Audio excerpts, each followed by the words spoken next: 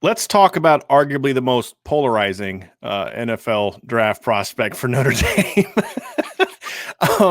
And that is quarterback Ian Book. I actually thought that he had a good 3 days of practice at the Senior Bowl. I thought, but as I've said in the past, that Ian Book looking great in practice was never a question. That's always been Ian Book's thing.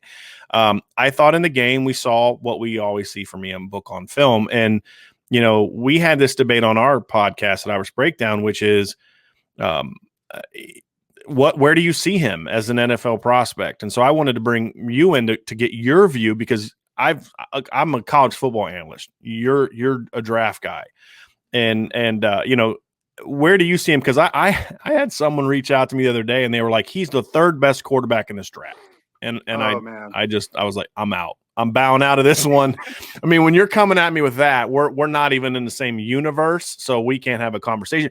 You guys at NFL Draft Bible ranked him as the 9th quarterback prospect, which I think it's a to me, there's a big drop off between the top 4 quarterbacks and the top 5 quarterbacks, in my opinion. But I think there's a lot of good backup caliber quarterbacks in this class, and so and I looked back, going all the way back to 1999. There's only once that the 9th quarterback in the draft didn't get picked, and that was 2015, and they only drafted like 7 quarterbacks that year. So you guys view him as a guy that he's going to get drafted based on his slotting, but not an NFL starter caliber guy. But I want to know from you specifically, what are your thoughts on Ian Book as a draft prospect, number one? And then number two, if you were an NFL franchise, what would he be a guy that you would be interested in bringing in to your organization? A lot of Notre Dame fans are going to get mad at me about this one, Brian. So, I have never been an Ian Book guy. I mean, I'm going to put that out there into the universe because I'm not going to shy away from that. At NFL Draft Bible, we talk to a lot of people, a lot of sources, and we make our boards dependent on not only what my staff thinks, what I think, but also a little bit of the outside noise and what we know from draft circles. I think that Ian Book is going to get drafted. Let's put that out there first and foremost. I think he's going to get drafted.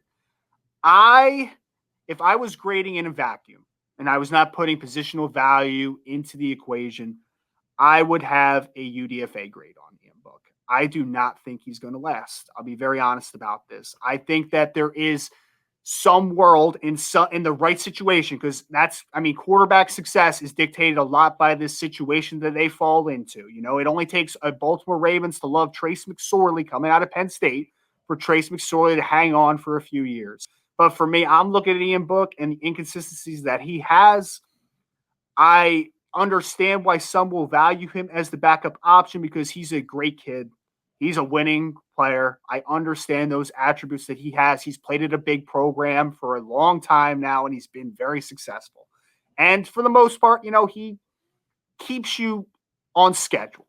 All right. So he keeps you on schedule. For me, there's just such a cap of what he has. I don't see anything consistent in the passing game that gets me excited. I don't think that he will ever elevate that. I think that he is a solid enough, extender as a quarterback. I think that he brings those attributes to the game.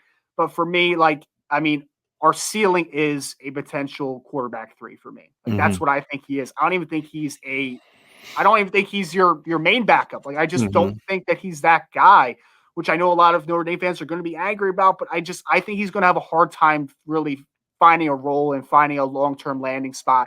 And this is no disrespect to Ian Book, and I know that some people are going to take this as, I think, the CFL is up in airs. I think he's a CFL guy that could potentially go down there and make a living up north for a long time. And I think that that's more likely what he would be if he wasn't the quarterback at Notre Dame. I understand why people clamor to him. I just have very big doubts and some reservations about buying into what Ian Book is.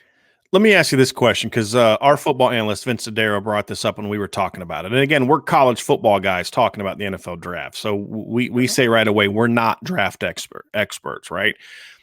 He brought up a guy that I thought was interesting, not necessarily from style of play, because they're different players, but more of a career. He said he could see a scenario if he goes to the right team where Ian Book could sort of be a Chase Daniel.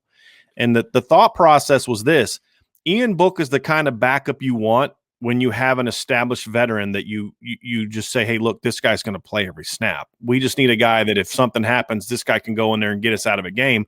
And the thought we had was, because of he's a quality athlete that's pretty mobile. He can go in there and, like you said, he can manage the game, make a couple plays with his legs, and get you out of a game. And then your guy is back. He's not a backup quarterback like the Broncos are looking for a different kind of backup quarterback to Drew Lock.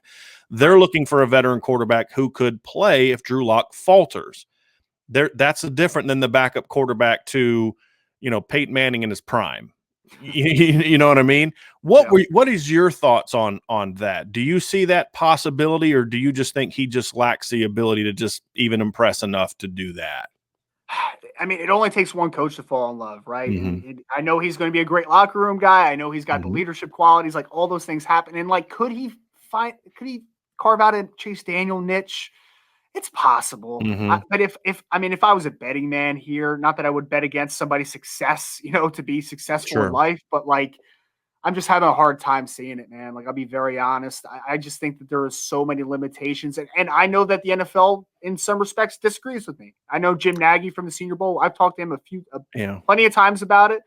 They like him. And I know that going into the years, from Blesto scouts, they had like 6th round grades on him. And obviously he had a pretty solid year. So I'm sure the grades have gone up a little bit in most NFL circles. But I tangibly, Brian, if you just had to ask me could he be a Chase Daniel, I would say very unlikely. I just don't see it. I'm having a hard time seeing that reality personally. What I find interesting, Ryan, is there are some NFL people that really like Ian Book, but when you listen to the analysis of Chase Claypool and Cole Kmet last year, I heard from scout after scout after scout that they viewed the quarterback as being a reason those guys weren't better. Right. And so they say, well, he got better as a senior. Based on what? Like, what? He threw 15 touchdowns in 12 games. Like, I don't see what he did as a senior that was any different than what he did. I'd say his best film was 2018. Mm-hmm. So I just have found that kind of puzzling why, like Jim Nagy, I get why he likes him. I think he puts a lot of value on character. And I like that about Jim. And I think Jim loves Notre Dame prospects because they show up to his event and they grind. They're great leaders and they don't leave before the game. Like some players from a specific school in the Southeast did this year. So I get it, but I personally have a hard time seeing it because in order to be a backup quarterback, you have to be able to run the offense. And you have to be able to make some throws. And what I'm curious to see happen is if Ian Book, like I thought he made some throws in practice that he never did at Notre Dame. There were some throws he made over the middle. There was one particular, I think it was a day 2 where he read left and then banged a deep end cut on the backside coming back to it. Like nice and easy progression. We never saw that at Notre Dame. He threw a ball over the middle to a tight end between 2 linebackers. I was like, because the thing I've said is his arm is better than people think. It is. I've seen him up close. I've seen him on the same field as Daniel Jones. I've practicing or not Daniel Jones. Jake Fromm. I've seen him on the field with other guys that are on NFL rosters. I'm like, he has a stronger arm than that guy.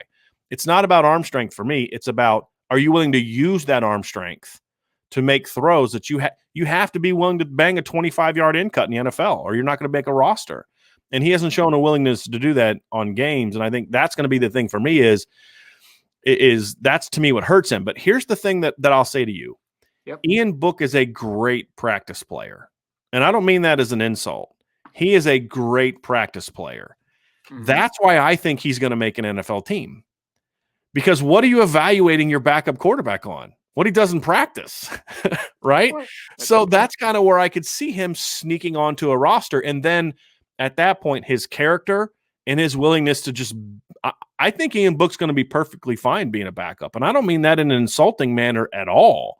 And so I don't think you're going to have that rock the boat guy that's going to be like, well, I want my chance to play, and he's not going to be that fan favorite like Taysom Hill that you're like, oh, get him on the field. I think that's why I think Vince's scenario about Chase Daniel was interesting. But I think, like you said, though, it's going to have to. And that's why I think, honestly, him being undrafted would be better than being a 6th or 7th round pick. Because I think at that point in time, he could kind of dictate that fit a little bit more. What are your thoughts on that part of it? Yeah, well, so that is that. I mean, it's a great point. I think that that's kind of the hidden aspect because obviously scouts are going to school visits, right? And they're talking about they're talking to the coaches. They're seeing the practice, so they're going to be able to see more of that stuff. For a lot of this, though, for me specifically, like I'm just evaluating the game. So Mhm. unless I have seen that perspective of like, hey, he can do that, he Mhm. just for whatever reason hasn't taken Right. it from a practical approach to the game for whatever reason, Mhm. so you need to see that. I mean, that is if he is able though to show those practice highlights and able to show what he can do, then I think that teams will be able to um, get excited about the potential and be able to keep him because the minute that he steps in the door, it's all about what he puts out for the Right. organization. What he did in college doesn't matter anymore. Right. So I think Right. that's a great point. For me, it's just the inconsistencies on film is hard for Mhm. me to get excited about. But again, as soon as he gets into the building, that is a completely empty slate, and that's a completely new Mhm. process. It doesn't matter anymore about the 30 wins at Notre Dame and what he did as the quarterback on game days. All it Right. matters is what is he doing Right. in the organization. Right. Very, very, it's going to be very interesting. And I will say this, though, as much as I've banged on Ian Book personally as a player, I hope he finds a home because I think he's a really good kid. I really do. And I hope he finds success. But